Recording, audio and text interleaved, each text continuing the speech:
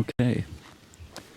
So, um, just if you want to state your name for the camera and your title and just kind of give me an introduction of yourself. Sure, my name is Andy Mahler. I actually do not have a title right now. I have had many titles in the past, but right now I'm just here. I guess emeritus is the term that they use. I was one of the founders of Heartwood and was active with the organization for many, many years and still operate within the larger Heartwood family. Okay. Including in the fall, in October, we host the annual Heartwood reunion at our farm in southern Indiana, so we play an active role in Heartwood in that way. Okay. And so with Heartwood's been around since did I hear 91? 91 was the first Forest Council where we gathered together. The earliest meetings that led to the formation of Heartwood were two meetings at our home in southern Indiana, one in December of 90 and one in January of 91. Okay. And so what this year's theme or title, I guess, is a climate of extraction. Yes. Seems like that's kind of been the climate that you've been fighting since probably 91 and even earlier than that. Certainly. So what's different this year? I mean, is it just the issues or is it just different industries that just we're constantly battling or? No, it's, and I was not actively involved in the planning of this conference. I, have been, for the first 20 years, I was involved in every single Forest Council, but the last few, I've been so grateful to see the wonderful work that the other people who are more active within Heartwood now have been doing to continue, the traditions and continue the learning and the sharing and the growing. But I think what is happening is that in the past, we saw that this issue was over here and this issue was over here, and what we're recognizing is that through some of the larger overarching issues, specifically climate change, how we find that everything is connected, and that if we are to try and affect meaningful change in any one area, we have to deal with the larger complexities of the systems which enable the destruction of the planet and ecosystem. So the climate refers not just to the change that's occurring in the climate because of the increase in carbon dioxide and other greenhouse trapping gases in the atmosphere, but also a changing climate, I think, in the sense of people's growing awareness of the need to do something. Even if people don't know what to do, they're recognizing that other people are stepping up, and there's this climate of we have to do something that's really starting to, I think, unite people from across a sort of surprisingly diverse range of issues into recognizing the commonalities and the common cause. Okay. And so with that, it sounds like bringing together different perspectives and different efforts, I guess, that work cohesively. How hard is that? I mean, how many different I mean, you have the business side of things, and people, say, well, does it make sense economically, or does this work within the, I don't know, the framework that we live in, or is it about changing the framework in which we live in? And, you can address this complexity of interrelated challenges and issues on lots and lots of different levels. And I think one of the things that distinguishes Heartwood from a lot of other otherwise comparable efforts is the extent to which I think Heartwood acknowledges and tries to work within a somewhat deeper framework, which is the recognition that for each individual activist within the larger movement, within the larger community, the fundamental challenge is addressing the internal challenges of learning to understand who you are as a human being, what your role is within the larger planetary systems, within the human family, within the larger human community. And so with that in mind, taking care of the whole human being, the whole activist, and not just dealing with that part of the political and social sphere in which these decisions appear to be being made, is very, very important to recognizing that we live in a culture that is characterized by wounded people. And those wounds go very deep, and they start at a very fundamental level, and it has fundamentally to do with a sense of disconnection, alienation, and isolation, where people do not realize that they are part of something larger than themselves. We have a system that preaches the doctrine and the ideology of competition. And competition has produced remarkable things, but one of the things it produces is losers. You know, to the extent that you have a system that produces winners, it also produces losers within that zero-sum game equation. And what Heartwood is trying to recognize, or help people to recognize in themselves, in their larger communities, is the sense of connection. And to the extent that we've been successful, it is because we marshal that extraordinary power that comes from realizing that you are part of something larger that can be brought to bear. There have been instance after instance where a small group of people faced what seemed to any outside observer as insurmountable odds and prevailed. And that's because they were able to tap into something much more deeper and more powerful than sort of the influence of money in politics. Now, you know, that can be daunting. The notion that these billionaires are able to flood the political process with huge quantities of money to buy political opinion, buy political decisions, buy public opinion, and so forth. But what is really at play potentially is enormous sea changes of human awakening and awareness that are much larger than any one individual to be able to guide, lead, or dictate, that happen sort of spontaneously throughout human history when people become aware of some underlying fundamental principle. And some of those fundamental principles are justice, you know, compassion, communication, connection, connectivity. And to the extent that we can tap into these basic, deep human needs and longings, and these aren't things that you give to people, these are things that people already have within them. If you can just awaken those strengths in people to where they realize that they are, you know, democracy, if it has any legitimacy or meaning whatsoever, it resides in the hearts of the individual. It's not the political systems that those individuals choose to create and support. Democracy applies to each individual at every level of human interaction. So in Heartwood, it's fundamentally critical that everybody have a chance to be heard, that if there are disagreements, and there always are, activist community is no different from any other community.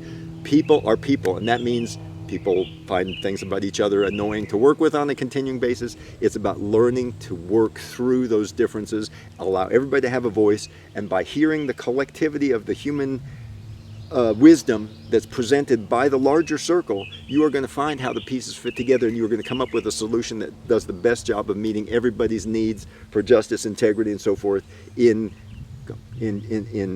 creating a mechanism, a framework, a solution that meets the greatest possible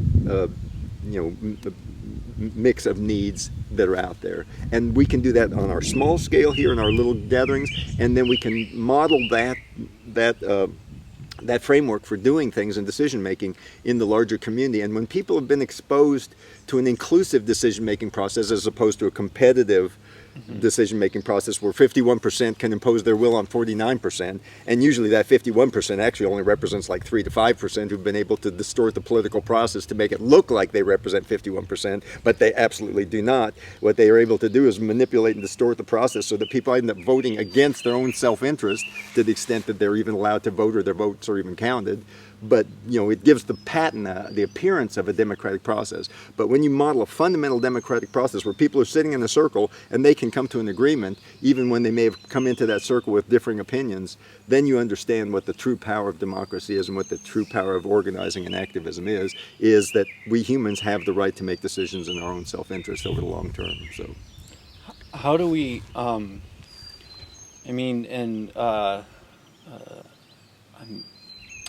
Barney, I think he was talking about this, and he used the term sociopath, which is sort of depressing if you think about it, as because that's sort of hopeless, It is.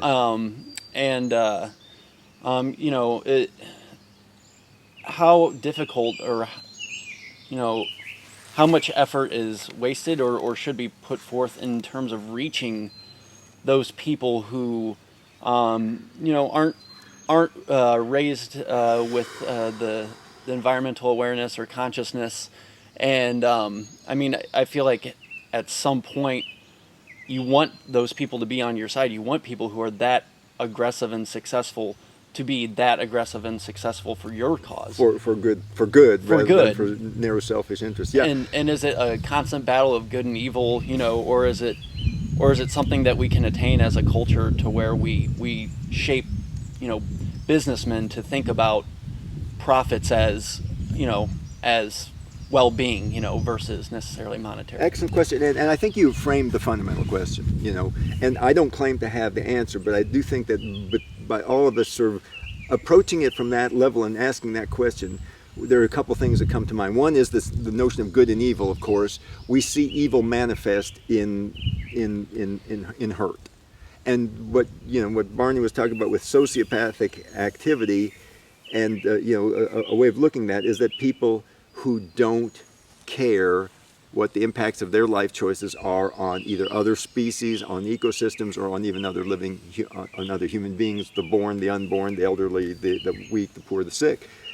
And on a fundamental, the whole notion of good and evil is something we each have to deal with on a personal level, in that every one of us is a complex being that has the capability of doing harm within us, and also has the capability of immense love, compassion, and justice within us. And so we are all struggling with that ourselves, is how do we live our lives in such a way that we manifest the best that we're capable of, and to the extent that it's possible, socially suppress the instincts to possibly do harm, or at least to do things in a selfish way. And I think one of the things that we have to do then is have compassion for other people, even the ones that are the most odious. Throughout human history, there's this horrible paradox, which is that the people who are most willing to inflict pain and suffering on other people often are the ones who rise to positions of greatest power. So how do you deal with that? Well, one thing that we notice is that nowadays they're able to do it through propaganda, through implicit use of force, but there's not, at least in our culture, until the confrontation reaches a certain level, they're able to keep the people pacified and docile without having to actually brutalize them.